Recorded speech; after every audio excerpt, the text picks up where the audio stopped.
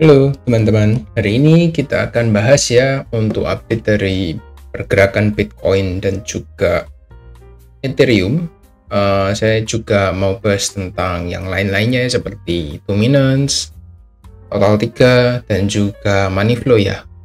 Reason kenapa kok kita ada potensi untuk drop lagi di bawah 60.000 seperti itu. Sebelumnya saya mau info sama teman-teman ya, buat teman-teman yang belum join di Discord kita ada grup Discord yang teman-teman bisa join secara free ya. Di situ saya sering update untuk pergerakan dari market cryptocurrency dan juga altcoin-nya ya. Teman-teman bisa follow aja di Discord, linknya ada di pin komen, sudah saya masukkan untuk linknya di sana. Teman-teman bisa join secara free ya. Itu kita akan coba lihat ya untuk pergerakan Bitcoin. Sebenarnya sih nggak ada yang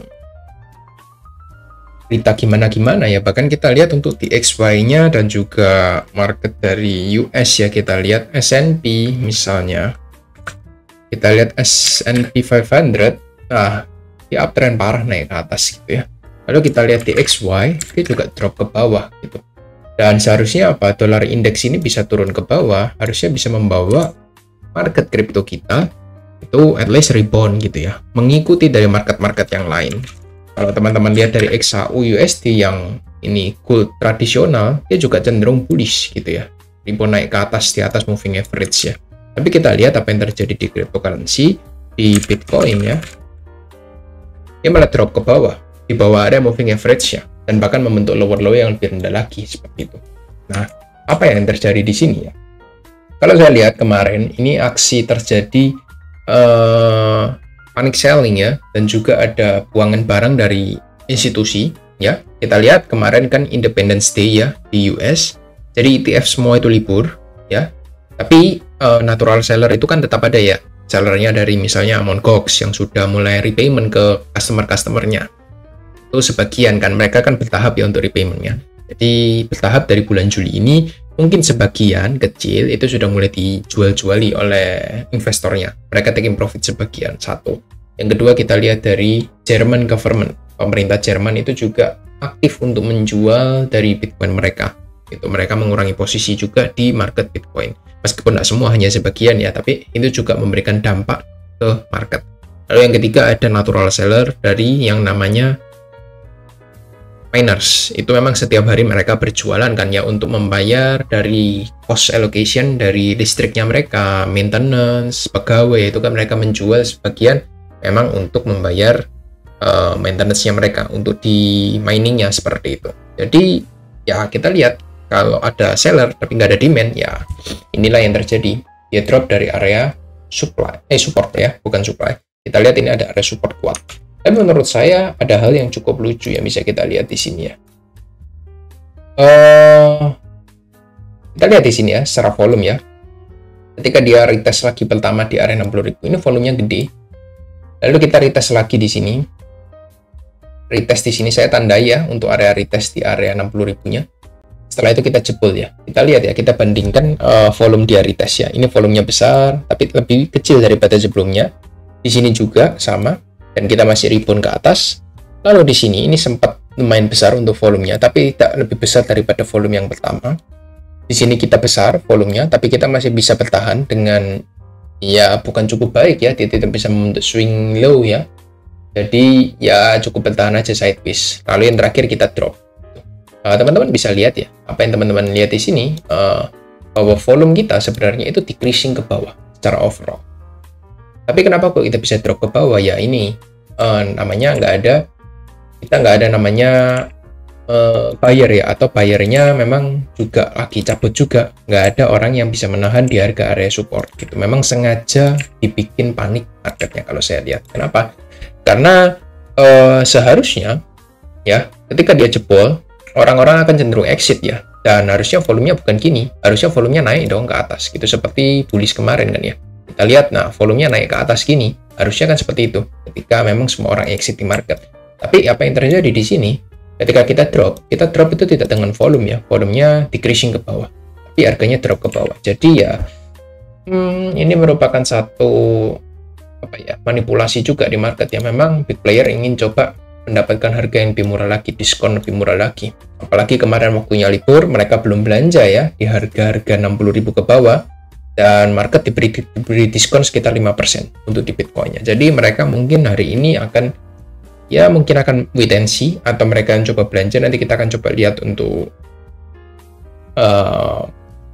di open market US nanti sekitar jam 10 jam 11 kita lihat, dan closing daily-nya besok nanti kita akan coba bahas juga, karena apa yang mereka lakukan di malam nanti dan juga nanti malam, jangan lupa ada NFP ya, itu akan menentukan arah market dari closing di weekly time frame. Apakah weekly kita for the first time kita jebol dari area 60.000 ya, for the first time ya, ini minggu kemarin kita close dengan bagus ya, membentuk doji ya.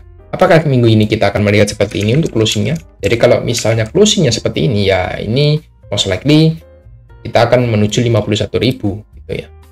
Dengan berat hati memang saya bilang kita nggak ada area support lagi. Support kita ada di 51.000, ada moving average dan juga ada order block juga di sana. Jadi ya kita nggak ada support lagi di area kosong ini. Seperti itu. Satu support terakhir yang bisa saya lihat di sini ya mungkin area ini aja lah, area low terakhirnya. Ini yang bisa menyelamatkan kita kalau nanti NFP-nya hasilnya memang sesuai ekspektasi, nanti mungkin kita akan rebound ke atas.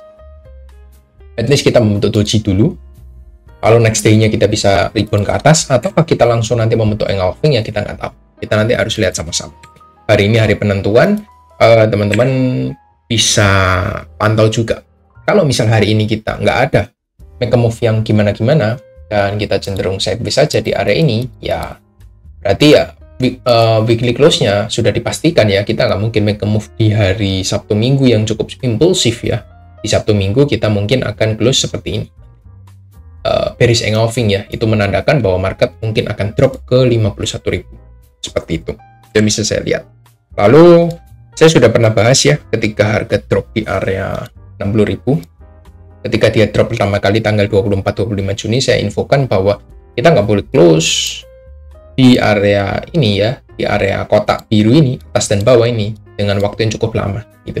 Kalau kita sideways dengan waktu yang cukup lama, kita tidak segera recover ke atas ya, ada potensi, lebih besar potensinya kita untuk drop ke bawah, karena ini kenaikannya hanya proses retest sebelum dia drop ke bawah. Dan tampaknya itu skenario yang terjadi saat ini ya. Kita lihat dia nggak mampu, cukup struggling ya, sempat membentuk bullish engulfing kecil di sini karena dia sudah makan semua candlenya, lalu fake out, setelah itu dia drop lagi ke bawah. Ya, itulah yang terjadi. Tapi ya, kita harus lihat juga nanti untuk beberapa hari ke depan ya. At least ya hari ini untuk closing-nya seperti apa. Kalau nanti kita weekly close-nya harus terpaksa close di bawah 60.000 ya, ini berarti for the first time kita di weekly time frame kita jebol dari area support di 60.000, tidak mampu mempertahankan area supportnya dengan baik untuk 60.000. Seperti itu. Tapi ya overall kita masih bearish ya. Untuk di moving average-nya kita masih drop di area bawah. Jadi ini masih berfungsi sebagai resisten, mungkin dia akan rebound sedikit sebelum drop lagi ya. Selama dia belum mampu untuk reclaim dengan cukup bagus ya, seperti ini membentuk engulfing, reclaim di moving average-nya, ya kita nggak bisa lihat Bitcoin akan rebound dalam waktu dekat seperti itu. Itu yang bisa saya bahas dari Bitcoin-nya. Untuk hourly time frame-nya ini masih membentuk bearish trendline ya. Kita lihat ada bearish trendline yang baru di sini. Lalu makin lama makin cepat ya untuk penurunannya. Jadi saya cuma ambil di sini, teman-teman bisa pantau aja selama kita belum breakout dari area trendline ya, atau supply yang ada di sini at least di 58.000 atau 59.000 ya, kita masih berpotensi untuk drop lebih jauh lagi untuk Bitcoin seperti itu. Untuk time frame 1 jamnya masih sejalan dengan daily-nya ya, kita masih drop ke bawah. Jadi ya jangan coba-coba untuk taking posisi dulu atau ambil di spot market, karena memang kita belum dapat konfirmasi untuk reversalnya. Itu yang bisa saya sampaikan dari Bitcoin. Lalu next kita akan lihat dari wait ya, dominance dulu ya sebelum kita bahas dari Ethereum. Kenapa kok Ethereum dan altcoin-nya turun? Nah ini yang keroknya karena dominance Bitcoin-nya. Kita ada potensi untuk naik lagi ke 56% ya. Selama kita lihat weekly-nya masih sideways ya, di range area yang sama ya, sebenarnya kita nggak make move kemana-mana gitu ya. Saya bilang 54% ini jadi area yang sangat krusial, kita harus segera untuk breakdown kalau kita nggak mau lihat altcoin-nya semakin bleeding ke bawah ya. Kalau kita kocok-kocok terus naik turun ini altcoin-nya ya diiris pelan-pelan bleeding ke bawah gitu. Tapi ya semoga ini menjadi area push yang terakhir ya, karena Bitcoinnya lagi drop. Jadi butuh money flow untuk masuk ke Bitcoin untuk menahan biar nggak jebol harganya. Kecuali nanti kita lihat ada fresh money dari ETF yang masuk ya dengan jumlah yang impulsif. Misalnya $1 miliar, itu nanti bisa menahan harga Bitcoin untuk drop lebih dalam lagi. Mungkin itu yang bisa menyelamatkan Bitcoinnya. Tapi selain itu sih saya masih belum melihat ya ada katalis apapun yang menarik untuk di Bitcoin, karena memang kita nggak ada news apa-apa sebenarnya. Kita cuma mondar-mandir tanpa news, ya cuma ada kepanikan ya, cuma ada berita Mt. Gox jualan, lalu pemerintah Jerman jualan, ya beritanya cuma jualan semua distribusi seperti itu. Jadi yang itu membuat panik dari market ya. Market panik sudah merepresentasikan ya, dia drop dari 60.000 dengan cukup impulsif minus 5% kemarin seperti itu. Tuh minusnya dia juga naik juga. Lalu kita bahas dari Ethereum ya. Untuk Ethereum, setelah dia gagal mempertahankan area supportnya di sini ya, kita lihat dia langsung drop kemarin. Dropnya juga nggak tanggung-tanggung ya, sekitar 7% ke bawah. Kita cuma punya area support terakhir di sekitar 2.900 sampai 2.800. Jadi area support ini hopefully bisa menahan dari Ethereum untuk dia drop lebih dalam lagi. Itu sih yang bisa saya sampaikan dari Ethereum. Gak banyak ya. Kita nggak mampu juga untuk reclaim di area moving average-nya, so drop itu tidak bisa terhindarkan ya. Setelah kita cuma retest dari area moving average di sini, setelah itu kita drop. Itu yang bisa saya lihat dari Ethereum. Nextnya gimana? Ya tunggu aja di area support 2.900. Apakah nanti ada rejection juga? Atau kalau kita nanti cenderung breakdown lagi ke bawah, ya kita akan menguji area support selanjutnya seperti itu. Itu yang bisa saya sampaikan untuk Ethereum. Lalu Ethereum Bitcoin-nya overall ya, kita masih juga retest di area supply dan belum mampu breakout ya. Jadi teman-teman sabar dulu, semoga saja double top yang ada di atas ini tidak terjadi dan kita malah drop ke bawah ya. Jadi kalau drop ke bawah, ya kesempatan kita untuk break dan retest di area resistennya itu menjadi agak delay ya, bukannya tidak terjadi tapi delay. Delay itu apa? Kita harus konsolidasi lagi di bawah sebelum kita nanti mencoba untuk push lagi di beberapa waktu mendatang. Seperti itu. Itu dari Ethereum Bitcoin, dari total 3-nya. Saya melihat ini juga nggak begitu bagus. Si poinnya, saya lihat berarti ada potensi kita masuk ke $500 miliar. Ini menjadi area target kita. Ya, ABC correction-nya kita gagal mempertahankan area konsolidasi yang terjadi di sekitar 580. Dan kita malah jebol ke area support selanjutnya, ongoing menuju $500 miliar. Jadi ya ini pasti akan memberikan dampak negatif ke semua altcoin-nya terutama. Karena total 3 ini kan market cap dari keseluruhan altcoin, exclude dari Bitcoin dan Ethereum. Jadi ya ini pasti akan berpengaruh sangat ke semua altcoin. Sabar-sabar ya buat teman-teman. Kalau kita lihat ya memang ini sudah minus-minus semua ya. Bahkan ini ada yang 10%, ini saya lihat untuk BIG ini 10% minusnya.